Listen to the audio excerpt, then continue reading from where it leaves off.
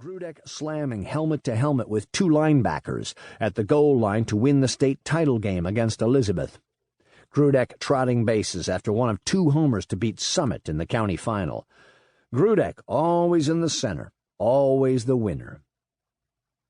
In all, there were a dozen such photos, hanging on every wall. Grudeck took it all in with his catcher's eyes before anybody noticed him. Good thing, because he couldn't have hidden his embarrassment at the excess. For what it cost, they could have built the goddamn gym without his help, he thought.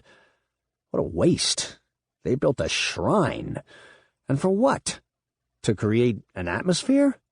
They could have done with just one on each wall. Why go over the top? To impress him, their kid from Union? Did these people, his hometown people, forget who he really was? Them too? All that, and besides, it just illuminated the fact that he was no longer the kid or guy on the walls. He was older now, creaky and gasping, feeling vulnerable, not immortal. He stood at the door, unnoticed, for only a few heartbeats before, "It's Joey!" came a shout from the crowd, the voice of an older woman. "Joe's here!" came another, almost simultaneously from a man. The gym lights were dimmed, and a brilliant white illuminated square from a computer projector went up on a wall. The Sports Center video from the day he got inducted began to play. 20 years in the bigs, 46 years on Earth, his life, his persona, edited down to a 90-second segment of highlights and stats, narrated by one of the actor anchors, dripping sentiment about how Joe Grew was one of the good guys, and one of the last of the lunch bucket ball players, blah, blah, blah. Joe Grew will be remembered not for his heroics or home runs, but for how he played the game. With hard-knuckled heart, with body-racking passion, Joe Grew is a Hall of Famer now, a player for the ages, because in baseball, love of the game never goes out of style. The screen went dark, the lights came up, and the crowd broke out in applause. Showtime! All the years of meeting fans, all those interruptions in hotel lobbies and restaurants, in meet-and-greet memorabilia shows and charity dinners. Grudeck always put on a good face. Forced, but good. Maybe transparently phony, but the fans never seemed to notice. Or maybe they just didn't want to believe it.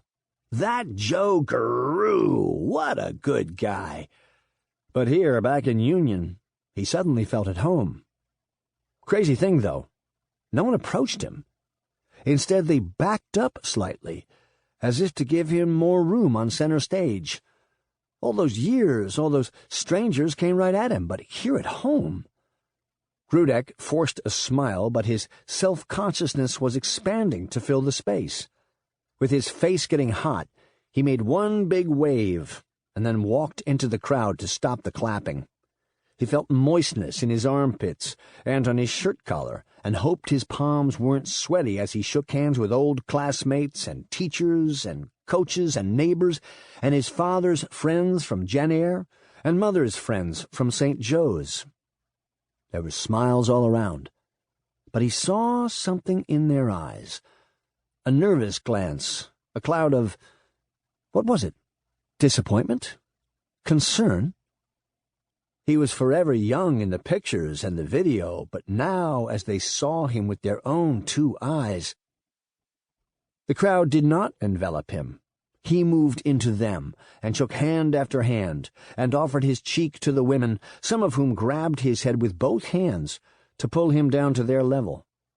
Some faces he knew, others he recognized, but the attached names were long forgotten.